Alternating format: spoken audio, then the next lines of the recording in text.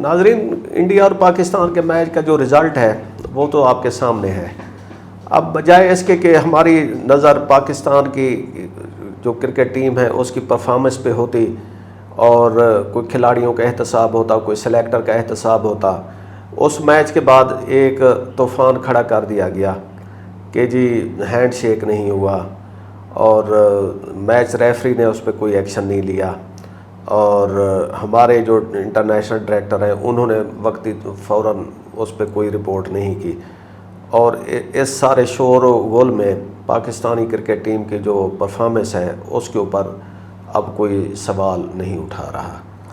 اس poor performance کے پیچھے کیا عوامل ہیں، اس کے اوپر آج ہم ڈسکس کریں گے. ہمارے ساتھ موجود ہیں جناب ڈاکٹر سہیل بدر صاحب.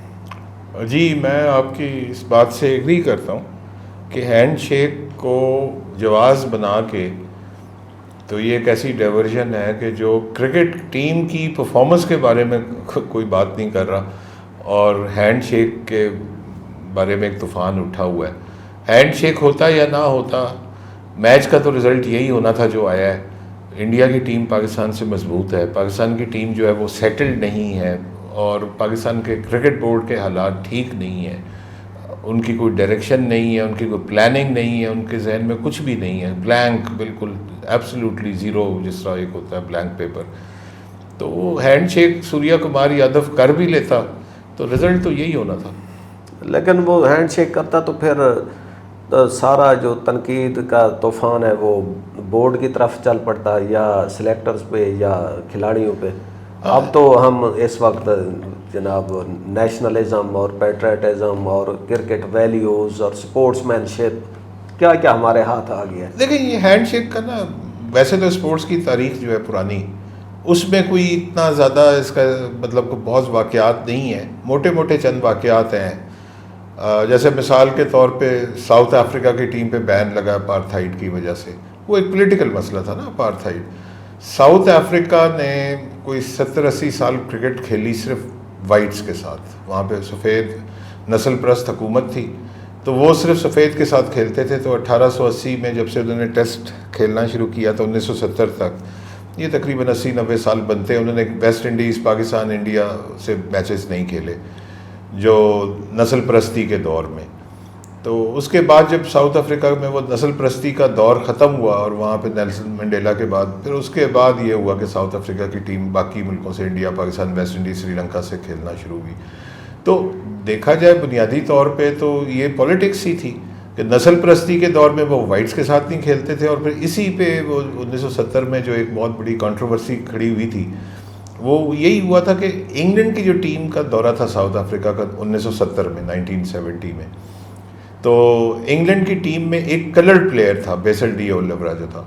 تو ساؤتھ افریقہ نے کہا کہ اس کو ہم نہیں آنے دیں گے. انگلینڈ نے اس کے لیے سٹینڈ لے لیا کہ ہم اس کے بغیر جائیں گے نہیں، اور پھر وہ اسی مطلب ہے کہ سٹینڈ آف میں وہ دورہ نہیں ہوا، اور پھر ساؤتھ افریقہ پہ بین لگ گیا. 22-23 سال رہا. پھر 92 میں وہ 91 میں دوبارہ آئے نیلسن منڈیلا کے بعد. لیکن تھی یہ پولیٹکس ہی. اچھا، اسی طرح اور پاکستان انڈیا کی کرکٹ ہوتی رہی ہے، معطل ہوتی رہی ہے، بڑی اس میں پولیٹکس آئی ہے. ریسنٹ ہسٹری میں اگر ہم 2-3 واقعات دیکھتے ہیں تو وہ ٹینس ریلیٹڈ ہیں، خاص طور پہ یہ یوکرین رشیا کی جنگ میں. تو ان کے ومبلڈن میں یا کسی اور ٹینس کے ٹورنامنٹ میں، امریکن اوپن یا فرینچ اوپن میں جب آپس میں میچز ہوتے ہیں، تو پچھلے جب سے یہ جنگ 2022 سے شروع ہوئی تو ہم نے دیکھا کہ اس طرح کے واقعات ہوئے ہیں کہ ان کے کھلاڑیوں نے، رشیا، یوکرین، بیلاروس، ان کے کھلاڑیوں نے آپس میں، یعنی کہ یوکرین ایک طرف، رشیا بیلاروس ایک طرف، تو انہوں نے ہینڈ شیک نہیں کیا. اس سے پہلے ٹینس میں بھی کوئی ایسی بات نہیں ہے. پاکستان کو اس چیز کا بڑا کلیئرٹی سے اندازہ ہونا چاہیے تھا کہ وہاں پر کیا ماحول ہوگا، کیونکہ یہ پاکستان انڈیا کی جو ٹینشن ہے وہ چل رہی ہے، کوئی آج کی نہیں ہے، پچھلے کئی سال سے چل رہی ہے. اور یہ پھر اس سال تو جنگ بھی ہوئی ہے، اس کے بعد یہ بڑھ گئی ہے. دوسری بات ہے کہ کرکٹ بورڈ میں اگر وہ لوگ بیٹھے ہو نا جن کا تھوڑا سا کرکٹ کا کوئی 2-4% پتہ ہو، تو وہ پھر بھی شاید کچھ چیزیں سوچتے ہوں. لیکن اگر کرکٹ بورڈ میں ایسے لوگ بیٹھے ہوں جن کو کرکٹ کے بالکل الف بے بھی نہ پتہ ہو، آئیڈیا ہی نہ ہو کہ کرکٹ کیا ہے، اس کے پیچھے کیا ڈائنامکس ہوتے ہیں، تو پھر اس طرح کے تو واقعات ہونے ہی چاہیے، ہوتے رہیں گے. اگر ہم ایشیا کپ کی ہی بات کر لیں تو اگر پاکستان ایشیا کپ کا بوائیکاٹ کر دیتا تو کیا تھا؟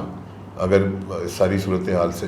انڈیا نے 2 دفعہ ایشیا کپ کا بوائے کاٹ کیا ہوا ہے. 86 کا ایشیا کپ کا اس نے بوائے کاٹ کیا, وہ سری لنکا میں ہو رہا تھا, ان دنوں سری لنکا کی وہ جو سول وار تھی وہ چل رہی تھی, اور تامل جو وار تھی, اور انڈیا چونکہ اس وار میں ایک اینٹی سری لنکن فریق تھا, تو انڈیا نے 86 کا ایشیا کپ سری لنکا میں ہوا تھا, انڈیا بوائے کاٹڈ. پھر 90 کا ایشیا کپ جو پاکستان میں ہوا تھا, انڈیا بوائے کاٹڈ. تو انڈیا 90 میں بوائے کاٹ کر چکا ہے, 86 میں بوائے کاٹ. اس سے پہلے آپ کو یاد ہوگا کہ 80 کا جو اولمپک تھا ماسکو میں, تو امریکہ اور اس کے سارے اتحادیوں نے اس کا انکلوڈنگ پاکستان بوائے کاٹ کیا تھا.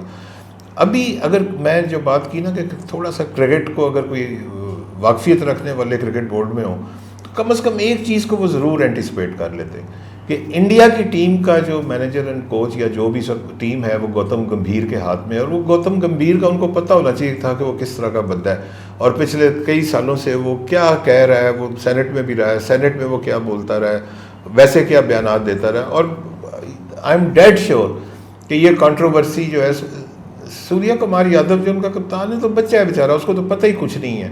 ظاہر ہے کہ اس کو گوتم گمبھیر نے اس کو سمجھایا تھا کہ تم نے یہ اس طرح سے کرنا ہے, کہ تم نے ہاتھ نہیں ملانا. یہ تو میرے خیال میں ایک بڑی گورنمنٹ لیول پہ ہی اسٹریٹجی بنی ہوگی, کوئی ڈریسنگ روم پہ میرے خیال میں یکدم یہ نہیں ہوگا. لیکن میں ایک دوسرے پہلو کی طرف آپ کو لے جانا چاہتا ہوں کہ 2 اور پلیئرز ہیں, ایک آسٹریلیا کے اور ایک انگلینڈ کے, ایک معین اور خواجہ عثمان.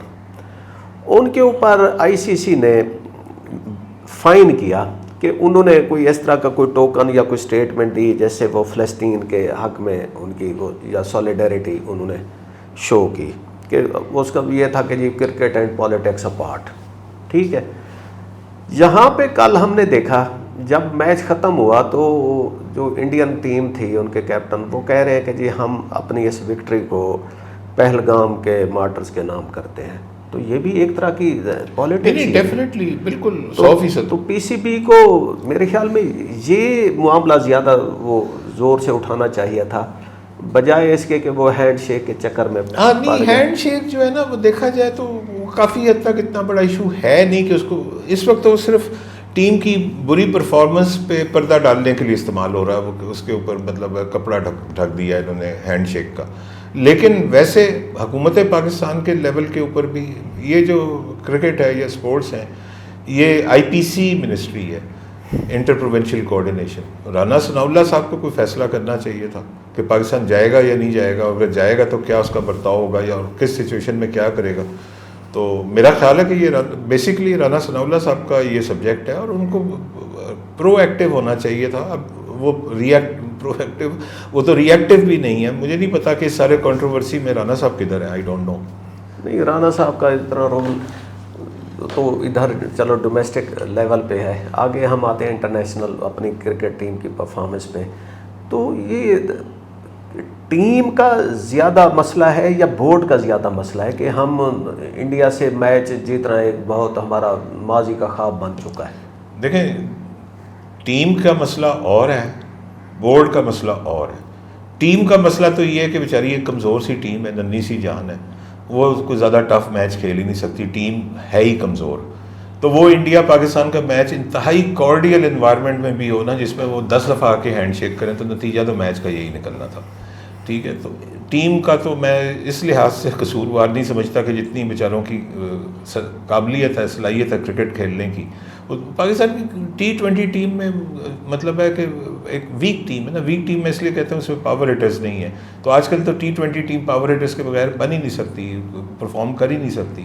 تو زیادہ تر تو میچز جو اچھی ٹیموں سے ہوں گے وہ ہارا کریں گے, تقریباً سارے اچھی ٹیموں سے مراد ہے انڈیا ہے, Australia, South Africa, New Zealand, England, West Indies, ان سے یہ زیادہ تر میچز ہارا کریں گے. اور جو درمیانی ٹیمیں ان سے کوئی ہاریں گے کوئی جیتیں گے, اور وہ جو جیتیں گے وہ وہی جیتیں گے جس میں پاکستان پہلے کھیلے گا, کیونکہ پاکستان کی ٹیم کی بیٹنگ جو ہے وہ اس قابل نہیں ہے کہ 150, 60, 70 کا سکور ہو تو چیز کر سکے.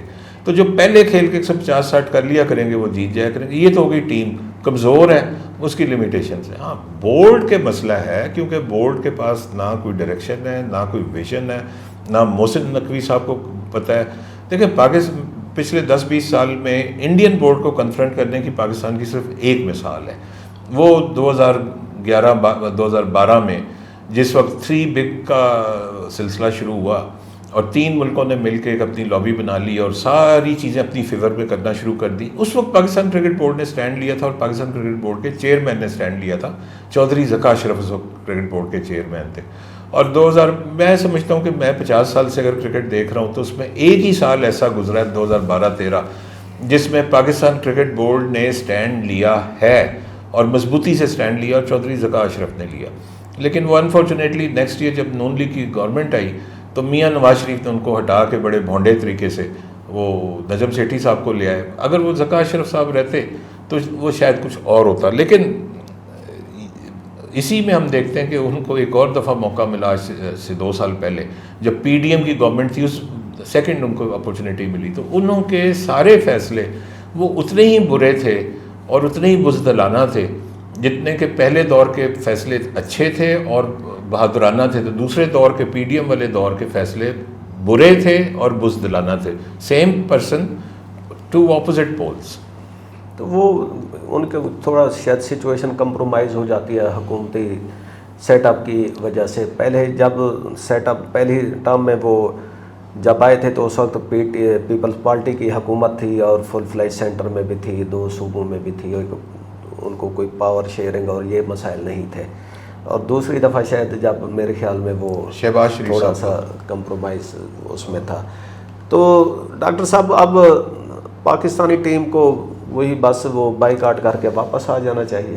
دیکھیں اس میں 2 رائے ہو سکتی ہیں. کچھ لوگ مطلب ایک رائے یہ ہے, اس رائے کو میں اتنا غلط نہیں سمجھتا کہ بائیکاٹ کر کے واپس آ جانا چاہیے, ٹھیک ہے. لیکن مطلب ہے کہ اٹ از ٹو لیٹ. ہمارے سارے کام لیٹ ہو گئے. ہم جس وقت یہ ہینڈ شیک والا واقعہ ہوا, گو کہ اتنا بڑا واقعہ نہیں تھا, تو اگر تو ریئیکٹ کرنا تھا تو فوری موقع پہ ہوتے. ریئیکشن موقع پہ ہوتا ہے, ڈیلیڈ ریئیکشن کا کوئی حیثیت نہیں ہوتی. ہم نے اس کو لیٹ کیا. پھر ہم نے دیکھا کہ جو ڈائریکٹر انٹرنیشنل کرکٹ ہے وہ کرکٹ بورڈ نے ان کو سسپینڈ کر دیا یا جو بھی کر دیا آفٹر نیئرلی 24 آورس. وہ بھی ڈیلیڈ ریئیکشن تھا. پھر ہم نے یہ دیکھا کہ انہوں نے ایک آفیشیل پروٹیسٹ لانچ کیا آئی سی سی کو یا اے سی سی کو اور اگینسٹ دی میچ ریفری. تو اس مطلب دس از کامیڈی آف ایررز. مطلب ہے کہ آپ اس ریفری کو کے خلاف کیوں پروٹیسٹ لانچ کر رہے ہیں؟ اس ریفری کا کیا لینے دینا؟ یہ اینڈی پائیکرافٹ ایک بہت ہی نفیس آدمی ہے. میرا اس کے ساتھ ذاتی اٹھنا بیٹھنا رہا ہے. جب یہ زمبابوے کی ٹیم 90s میں پاکستان آتی تھی, ایک اچھا آدمی ہے. وہ کوئی سازشی آدمی نہیں ہے کہ وہ مطلب ہے کہ انڈیا کے ساتھ مل کے اس نے پاکستان کے خلاف سازش کی ہوگی. بڑی سمپل سی بات ہے کہ انڈیا کی ٹیم نے اس کو کنوے کیا کہ جی ہم ہینڈ شیک نہیں کریں گے. اس نے کہا کہ ٹھیک ہے اوکے. اس نے مطلب پاکستان کی ٹیم کو یہ کہا کہ جی انڈیا ہینڈ شیک نہیں کرے گی. اس نے مطلب بڑی ایمانداری سے ایک بات کہہ دی کہ جی وہ ہینڈ شیک نہیں کریں گے. تو یہاں پہ ہم کو سمجھ جانا چاہیے تھا, ہمیں ہینڈ شیک کو بھول کے میچ کی طرف توجہ دینی چاہیے تھی. لیکن وہ میچ اچھا کھیلتے تو میچ کی طرف توجہ دیتے. ٹیم مٹھی ہے تو وہ اس لیے اس نے میں تو یہ سمجھتا ہوں کہ اینٹی پائیکرافٹ کو نامزد کرنا اور اس کے خلاف بات کرنا, پروٹیسٹ لانچ کرنا, اور وہ پروٹیسٹ بھی وہ رد ہو گیا ہے. تو یہ ساری چیزیں جو ہے یہ ہماری ویک مینجمنٹ ہے. ناظرین ہمیں اجازت دیجیے. خدا حافظ.